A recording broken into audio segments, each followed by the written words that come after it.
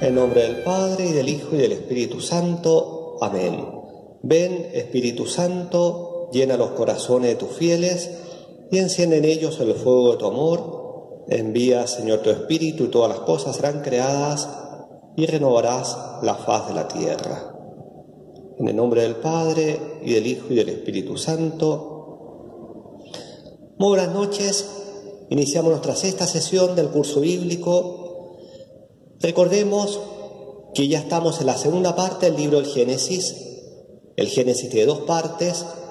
Hasta el capítulo 11, podríamos decir, la prehistoria de la humanidad. A partir del capítulo 12, con la historia de Abraham, la historia de la salvación. La sesión anterior vimos la figura de Abraham.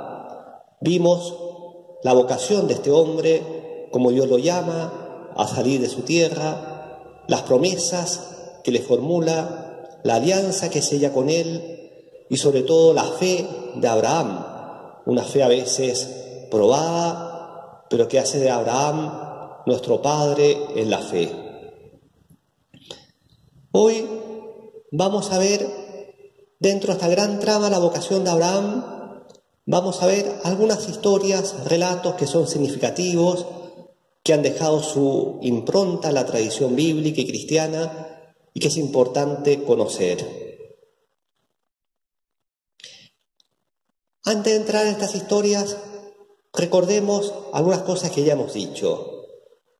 El Antiguo Testamento contiene todavía algunos elementos imperfectos, pasajeros. ¿Por qué? Porque Dios va poco a poco, paulatinamente, revelándose a una humanidad que quedó, como lo vimos en las primeras sesiones, muy corrompida por el pecado. El pecado original desencadenó toda una historia de pecado que hizo que el hombre se degradara, se degradó también su sentido moral. Bueno, y eso explica que en el Antiguo Testamento, y particularmente en el libro del Génesis, algunas historias a veces nos pueden incluso chocar un poco. No todos los ejemplos son ejemplos edificantes, justamente porque ese sentido moral ha quedado muy oscurecido. Estamos empezando la historia de la salvación. Falta mucho todavía Dios no ha revelado los 10 mandamientos, falta mucho todavía para la venida de Cristo. Y estos patriarcas, que fueron grandes hombres sin duda, llamados por Dios, pero todavía se ve en ellos la influencia de esas costumbres de los pueblos de la antigüedad, del Oriente Medio, muchas veces marcadas por esa oscuridad moral. Y así, por ejemplo, si ustedes han ido leyendo estos capítulos del Génesis, han visto algunas historias quizás poco claras desde el punto de vista moral, ¿no? Abraham, el mismo Abraham, siendo casado con Sara, se une a su esclava, o la historia de Lot, que incluso una relación incestuosa con sus hijas. Bueno, sin duda que no son ejemplos los más edificantes, pero que nos marcan cómo Dios poco a poco se va revelando y el hombre necesita su tiempo para llegar a conocer verdaderamente el camino de Dios. Bueno, dicho esto, entremos en Abraham. Vamos a leer un relato que nos muestra el estilo de vida de los patriarcas. Llegaron a Canaán y Abraham atravesó el país hasta el lugar sagrado de Siquén, hasta la encina de Moré. Por entonces estaban los cananeos en el país. Yahvé se apareció a Abraham y le dijo: a tu descendencia he de dar esta tierra. Entonces él edificó allí un altar a Yahvé que se le había aparecido. De allí pasó a la montaña, al oriente de Betel, y desplegó su tienda entre Betel al occidente y Ahí al oriente.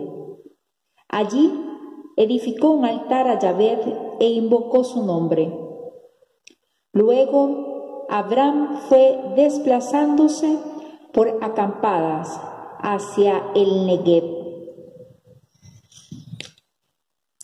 Ustedes recordarán que dijimos que estos patriarcas antiguos eran seminómades.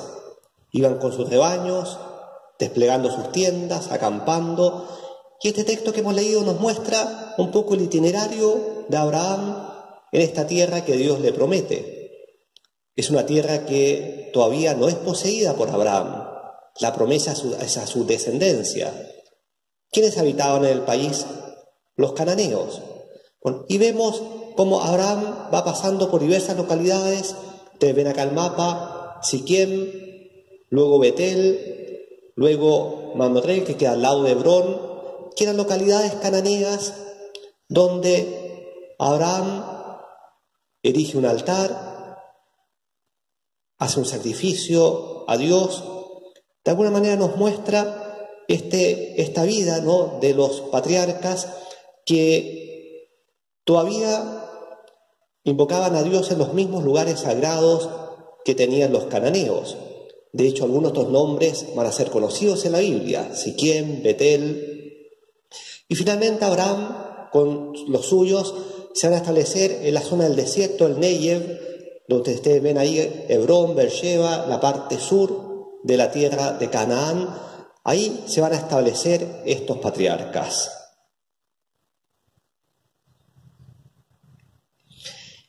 Vamos a ver una historia.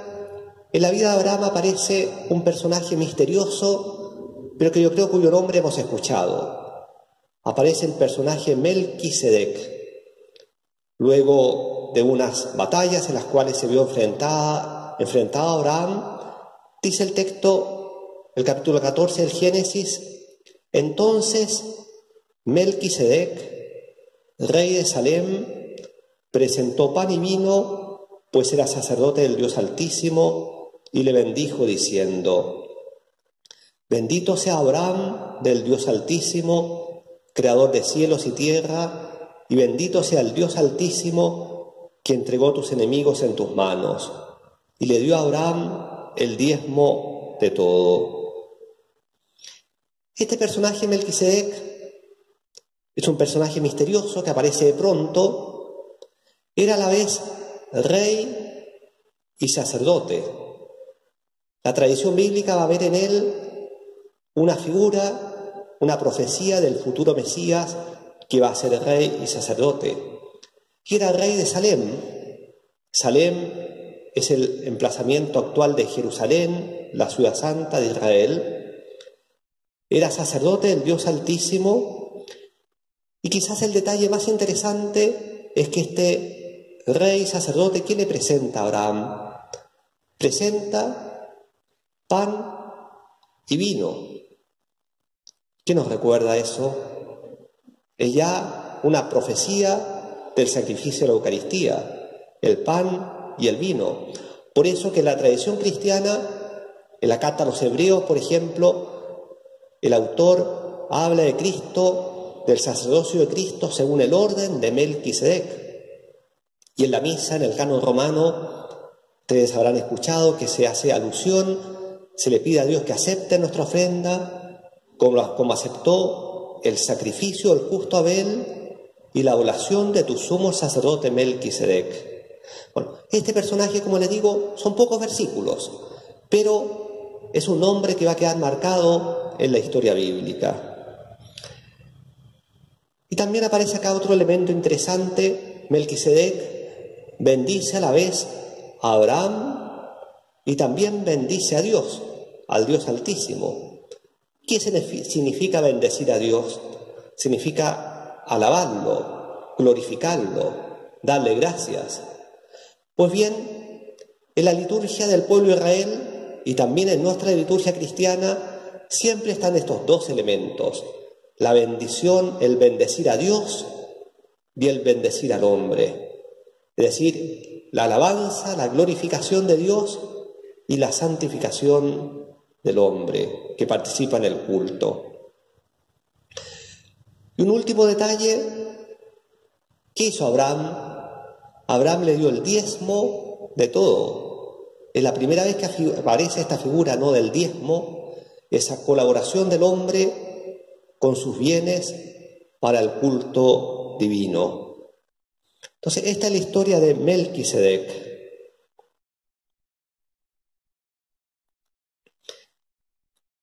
Hay otro episodio en la vida de Abraham misterioso y que ha pasado a la tradición cristiana, lo que se llama la teofanía de Mambré.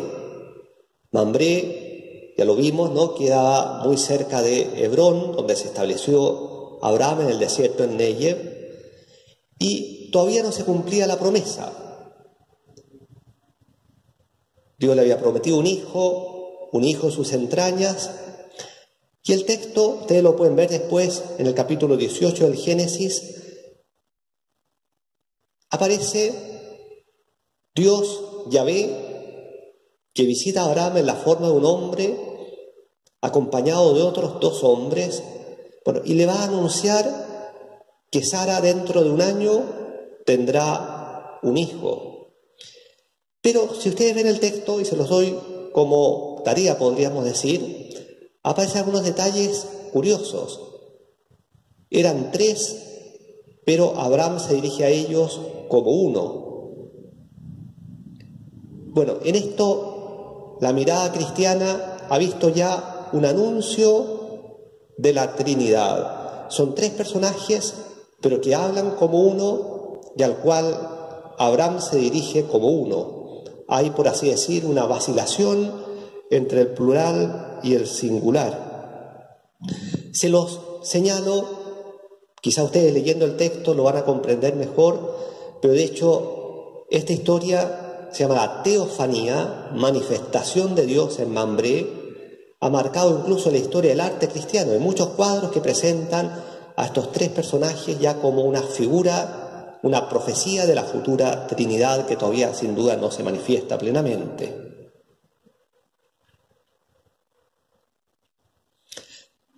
Siguiendo con las historias de Abraham, Abraham aparece como el gran intercesor por su pueblo.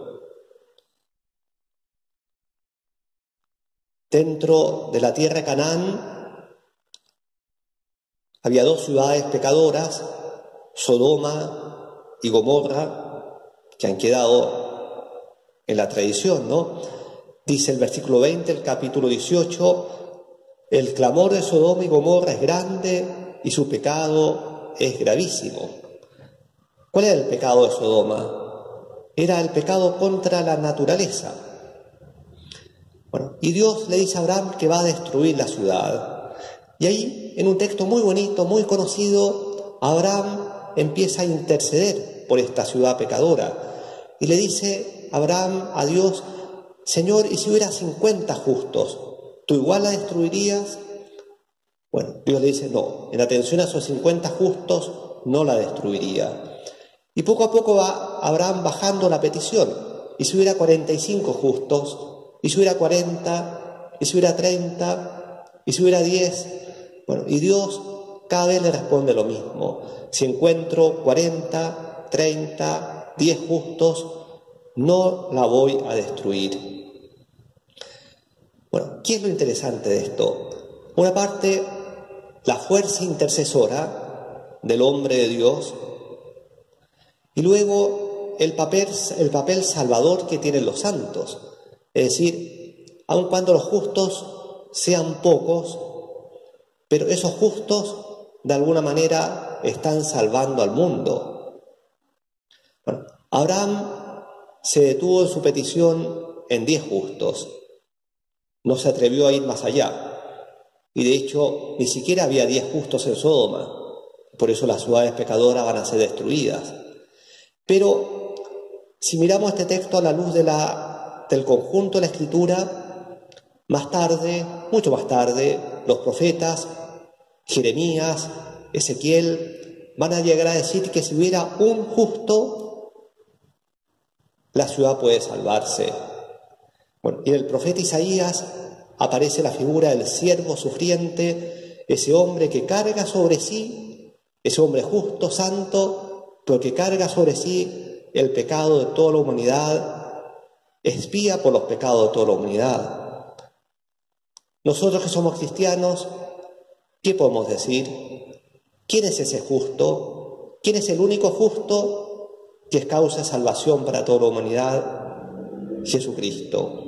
Jesucristo, el Hijo de Dios.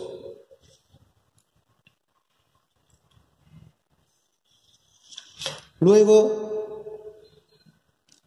unido a la historia de Sodoma, está la historia de Lot. Lot era sobrino de Abraham, era hijo de su hermano, emigraron juntos de Harán hacia la tierra de Canaán. Al llegar a Canaán, se separan. Abraham se va hacia, podríamos decir, el sur y el occidente. Lot se establece en la vega del Jordán, justamente donde están estas ciudades pecadoras, Sodoma y Gomorra. Y de hecho, Lot y su familia van a ser los únicos justos que se van a salvar de la destrucción de esta ciudad pecadora. Bueno, aparece ahí estos tres personajes que se habían aparecido a Abraham, que yo les dije que eran como una prefiguración de la Trinidad. Van justamente a Sodoma para verificar el pecado de la ciudad y anunciar la destrucción.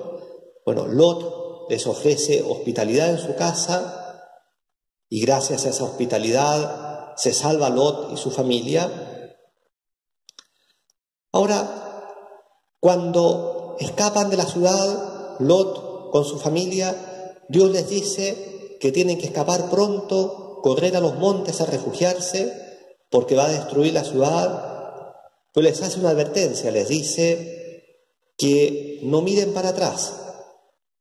Bueno, Lot, la mujer de Lot, curiosa, miró para atrás y quedó convertida en estatua de sal. De alguna manera nos muestra esta historia como cuando miramos para atrás en nuestra vida, de alguna manera nos paralizamos si nos quedamos mirando para atrás. El Señor va delante de nosotros.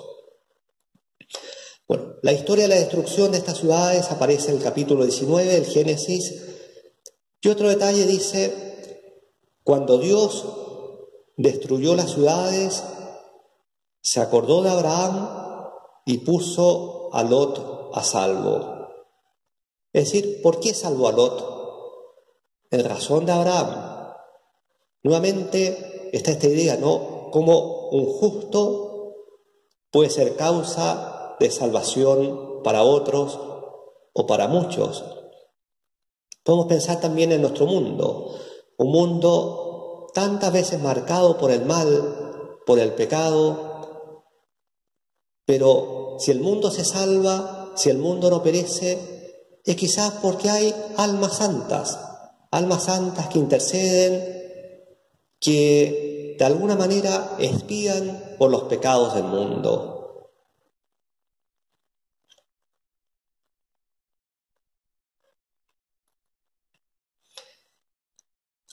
Otra historia que está muy entrelazada a la historia de Abraham es la historia de Ismael, el hijo de la esclava.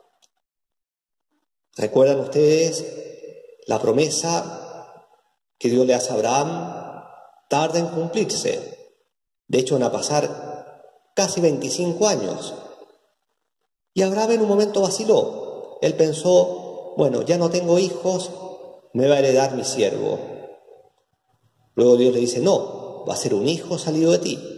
Entonces piensa, mi mujer es estéril, me voy a unir a la esclava, a Agar. Agar era la esclava.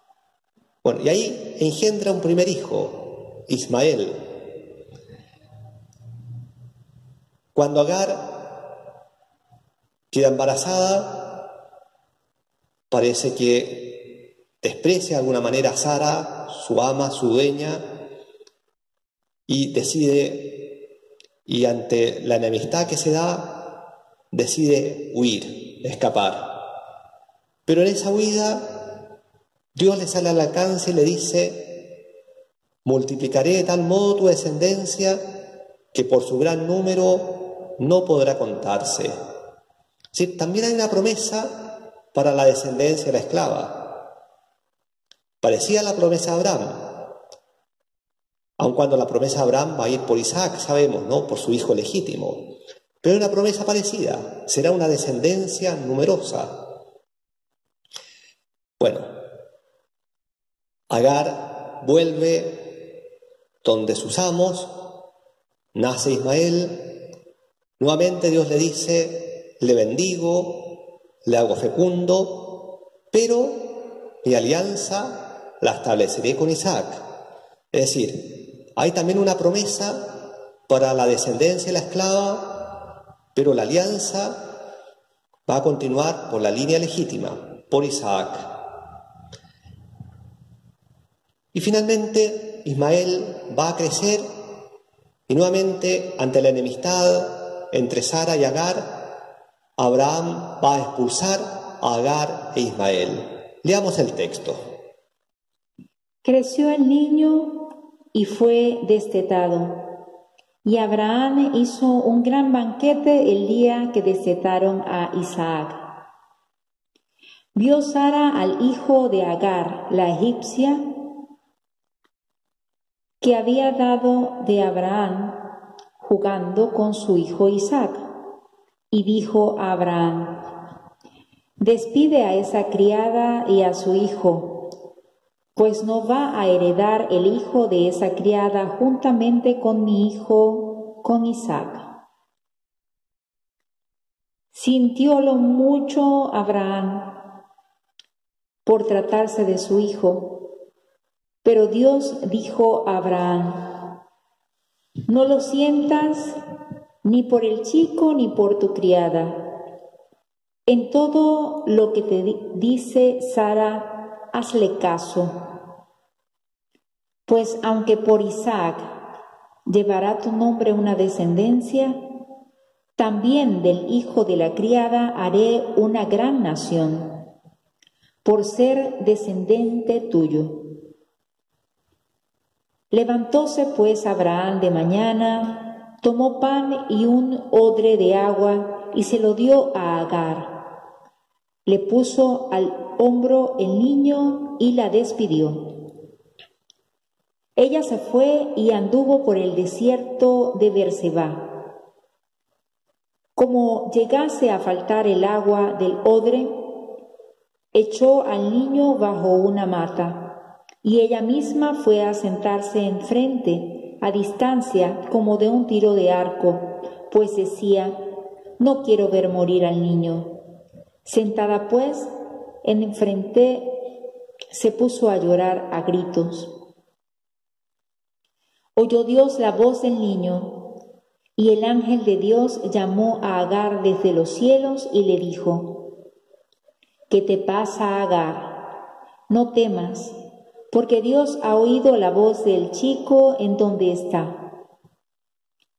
Arriba, levanta al chico y tenle de la mano, porque he de convertirle en una gran nación.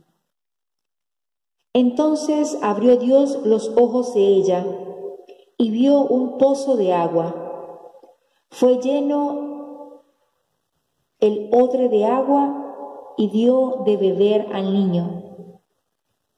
Dios asistió al chico, que se hizo mayor y vivía en el desierto, y llegó a ser gran arquero. Vivía en el desierto de Parar, y su madre tomó para él una mujer del país de Egipto. Bien, vemos cómo Agar huye con su hijo al desierto, en un momento se echa a morir, ya no tiene que darle, no hay ni agua, y interviene acá el ángel del Señor que lo salva. Un detalle interesante, los dos hijos de Abraham, tanto Isaac, el hijo legítimo, como Ismael, el hijo de la esclava, en ambos casos el ángel de Dios los salva. Cuando Abraham va a sacrificar a Isaac, habíamos visto que el ángel le sostiene la mano y le muestra un carnero para el sacrificio. Y acá, cuando Agar se echa a morir, interviene el ángel de Dios y le muestra un pozo. Hay un paralelismo entre los dos textos, ¿no? Bueno, y nuevamente la promesa de que también a este hijo tendrá una gran descendencia. Bueno, y en la tradición bíblica, ¿cuál es la descendencia de Ismael? Son los árabes. El pueblo árabe se siente descendiente de Ismael. Por eso que los árabes también reconocen a Abraham como su antepasado.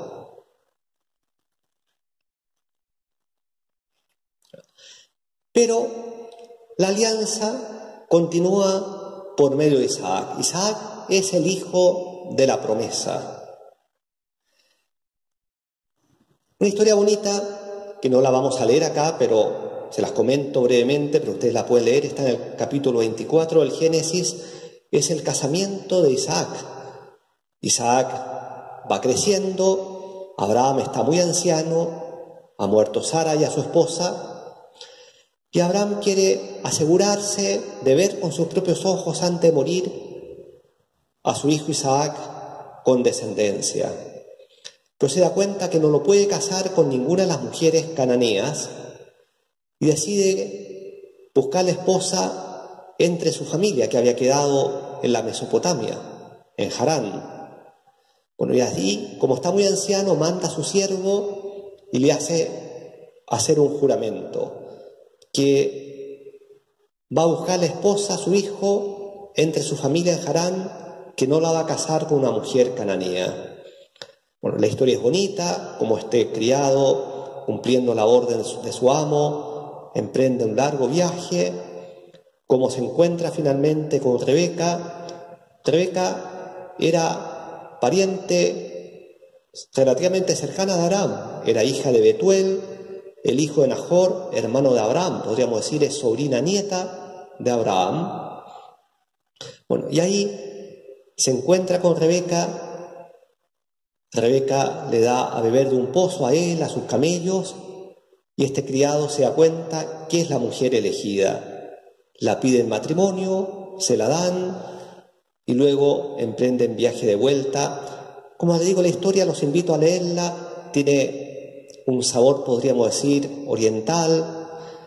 Bueno, y así Abraham, antes de morir, puede ver a su hijo, ¿no? Isaac, que se casa, que la descendencia continuará, puede ver con sus ojos cómo las promesas se van cumpliendo. Y una vez que muere Abraham, nuevamente, dice el Génesis, Dios bendijo a Isaac. Continúan las bendiciones, continúa la alianza.